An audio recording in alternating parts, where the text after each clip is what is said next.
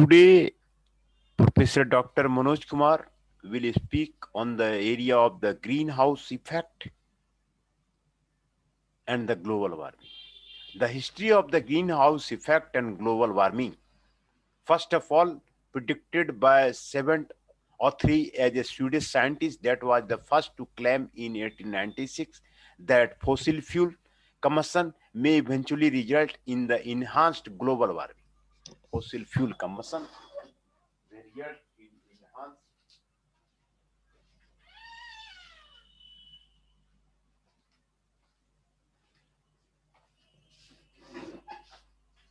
global warming. He proposed a relation between atmospheric carbon dioxide concentration and temperature. When he burns organic material, carbon containing fuels, or organic matter decomposes, carbon dioxide released into the air.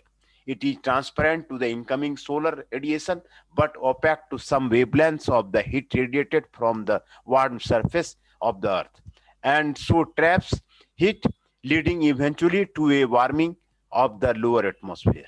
This is known as the greenhouse effect and is in principle the atmosphere behaves in a similar manner to the garden greenhouse. It allows sunlight to penetrate, but heat is trapped within the atmosphere in the same way that it is trapped within the glass walls of a greenhouse.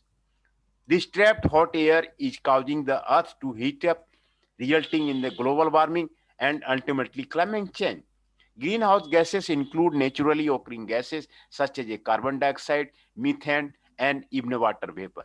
In fact, water vapor is the most abundant greenhouse gas. However, human activity such as a burning of coal, exhaust fumes from vehicles, and the burning of trees during deforestation activities are contributing huge amounts of the additional greenhouse gases into the atmosphere, where they enhance the greenhouse effect further and contribute to the global warming. The LDO effect: snow capped mountains and ice sheets reflect radiation away from the earth, which is a phenomenon that is known as the LDO effect. This helps reduce the amount of the heat absorbed by the earth, therefore, plays a vital role in keeping the earth cool. When ice sheet melts, it exposes dark rock or vegetation that does not have the same reflective property as ice and thus tends to absorb rather than the reflect heat.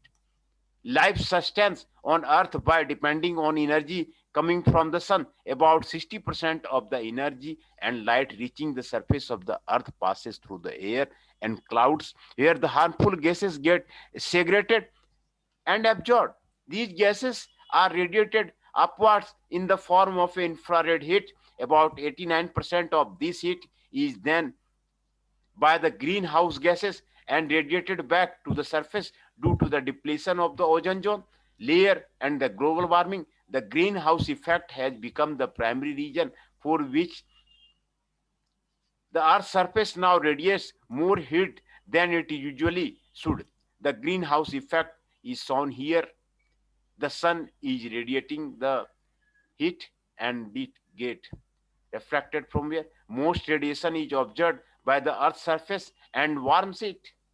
Some solar radiation is reflected by the earth and the atmosphere. This is the earth's surface, this is the atmosphere. Infrared radiation is emitted by the earth's surface. Some of the infrared radiation passes through the atmosphere, some is absorbed and re-emitted in all directions by the greenhouse molecules. The effect of this is to warm the earth's surface and the lower atmosphere. This is the greenhouse effect which is shown in the figure. The greenhouse gases: our planet contains many gases which surface a layer and prevent unwanted radiation to reach the surface. These gases are in certain proportion, breaking which the components get disturbed. The greenhouse gas absorbs and emits these radiations within the range, which ultimately causes the greenhouse effect. The common greenhouse gas in Earth's atmosphere are the water vapor, carbon dioxide, methane, nitrous oxide, ozone, and carbon fluorocarbon. Causes of the global warming: with the coming of the industrial revolution, the use of the chemicals and fuel in factory has increased to a dangerous amount. Among with deforestation due to the industrial or economic purposes, and the excess burning of the fossil fuels like natural gases, oil and coal has increased the concentration of the atmospheric carbon dioxide from 315 ppm part per million by volume to about 363 ppm since 1958. These are some of the primary reasons for which the heat gets trapped in the atmosphere, thus causing global warming. The greenhouse effect is caused by the interaction of the sun's energy with the greenhouse gases such as carbon dioxide, methane, nitrous oxide, and fluorinated gases in the Earth atmosphere. The ability of these gases to trap heat is what causes the greenhouse effect. Greenhouse gases are made of three or more atoms. This molecular structure makes it possible for these gases to trap heat in the atmosphere and then remit it towards the surface, which further warms the earth. This continuous cycle of the trapping heat leads to an overall increase in the global temperature. This process, which is very similar to the way a greenhouse works, is why the gases that can produce this effect are collectively known as the greenhouse gases. The principal forcing gases of the greenhouse effect are carbon dioxide, methane, nitrous oxide, fluorinated gases. Carbon dioxide, methane, and nitrous oxide and fluorinated gases are well mixed gases in the atmosphere that don't react to changes in the temperature and air pressure. So the levels of these gases are not affected by the condensation. Water vapor, on the other hand, is highly active component of the climate system that responds rapidly to changes in the condition by condensating into rain or snow or evaporating to return to the atmosphere. Carbon dioxide and other non-condensing greenhouse gases are the key gases within the Earth's atmosphere and sustain the greenhouse effect and control its system. Water vapor is a fast-acting feedback, but its atmospheric condition is controlled by the radiative forcing supplied by the non-condensing greenhouse gases. Consequences of the global warming. Water climate on average, the Earth's atmosphere will become warmer than earlier, while some places will get warm, while other may not. The rise of the sea level due to the global warming, the glacier and the ice sheets of the Greenland and Atlantic will melt, which add water to sea level and thus causing many disasters like the tsunami. A rise in the sea level will also have an economic impact, especially on the low-lying coastal areas and islands, causing unavoidable soil erosion. Agricultural impact, according to multiple experiments with high concentration of CO2 in the atmosphere, the growth of the crops is twice than the normal growth. At the same time, the shifting of the climatic pattern may change the areas where crops grow faster and better, thus affecting the normal amount of the agriculture production. Environmental effect, the greenhouse effect is a major factor in keeping the earth warmer because it keeps some of the planet's heat that would otherwise escape from the atmosphere to the out of the space. In fact, without the greenhouse effect, the Earth's average global temperature would much colder. The life of the Earth would not be possible. Working principle of the greenhouse effect. To understand exactly how the greenhouse effect works, imagine the following: a warm sunny day where the sun shines bright on the earth. This sunlight shortwave radiation passes into the planet's atmosphere and warms the earth. Part of this energy is absorbed by the earth's surface, transferred into heat, long wave radiation, and radiated back towards space. But as this heat goes up through the atmosphere, some of it is trapped by the different greenhouse gases and does not escape into the sky. This in turn warms up the Earth's atmosphere, just like the windows of a greenhouse that lights in the keep the heat within the warm planet growing inside. The greenhouses warm the Earth just like the window of the gases. Since some of the heat cannot escape into space, it continues to add up, which then warms up the earth. This is that what called the greenhouse effect. So the more greenhouse gases you have in the atmosphere, the more heat stays on the earth.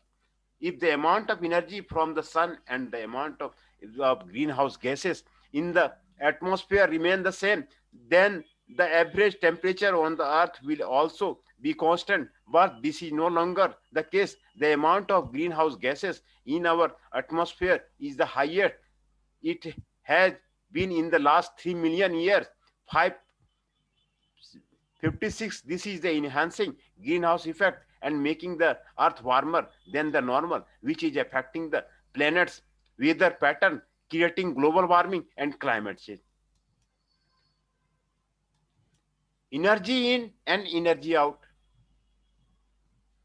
There is a delicate balancing act occurring every day across the Earth, involving the radiation of the planet receives from space and the radiation that reflected back out of the space. Earth is constantly bombarded and with enormous amounts of radiation, primarily from the sun. The solar radiation strikes the Earth atmosphere in the form of the visible light, plus ultraviolet, infrared, and other types of radiations that are invisible to the human eye. UV radiation has a shorter wavelength and a higher energy level than visible light, while IR radiation has a longer wavelength and a weaker energy level. About 30% of the radiation striking Earth's atmosphere is immediately reflected back out to space by the clouds, ice, snow, sand, and other reflective surfaces, according to NASA. The remaining 70% of the incoming solar radiation is absorbed by the oceans, the land, and the atmosphere. As they heat up, the ocean, land, and atmosphere release heat in the form of the air thermal radiation, which passes out the atmosphere and into the space. It is this equilibrium of incoming and outgoing radiation that makes the Earth habitable. With an average temperature of 59 degrees Fahrenheit, 50 degrees Celsius, according to NASA. Without this atmosphere equilibrium, Earth would be as cold and lifeless as its moon, as or as blazing hot as Venus. The moon, which has almost no atmosphere, is about minus 250 degrees Fahrenheit or 50 degrees centigrade on its dark side. Venus, on the other hand, has a very dense atmosphere that traps solar radiation. The average temperature on the Venus is 864 degrees Fahrenheit or 460 degrees centigrade. Control of the global warming. We cannot realistically stop the rise of CN2 in the near term, but we can slow it and therefore reduce the consequences that will occur. More fuel efficient cars, less frictionless driving, more use of the mass transit, improved insulation of the decrease the fuel burn to heat and cool our homes, more efficient appliances, use of fluorescent rather than incandescent light bulbs, and care monitoring of the home electricity usage, turn off the lights and TV when not using them can reduce our energy needs. Conversion to the alternatives like wind and solar power, which don't burn fossil fuels and emit CO2 into the atmosphere. Planting large areas which trees will consume CO2 as the tree grows until the forest mature. Stopping the deforestation in the tropical forest around the world, especially in the Amazon and Indonesian rainforest, will cap that carbon in the forest rather than sending it back into the atmosphere as the tree are burnt or decay are not replaced by the more. Other techniques have also been proposed, such as the chemical removal of CO2 from smokestacks and burial in deep underground reservoirs, though only certain areas can benefit from this, or disposal in the deep ocean where they will form a semi-stable compound under the cold atmosphere temperature and high pressure through the CO2 could too easily come bubbling back. These latter solutions are not well studied and would not be easily cheap. Moreover, leaders, society, communities, local planners, farmers, health organizations need to recognize the changing climate and rise sea level as they make the plans for the future. Our citizens need to be educated to be likely change and have ways to deal with the changing conditions. These are the control of the global warming, energy in and output, the principles of the working principle of the greenhouse effect, consequences of the global warming, the greenhouse gases, causes of the global warming, the greenhouse gases, the greenhouse effect, the LDO effect and the global warming and the greenhouse effect. This is the known as the greenhouse effect of the and the global warming.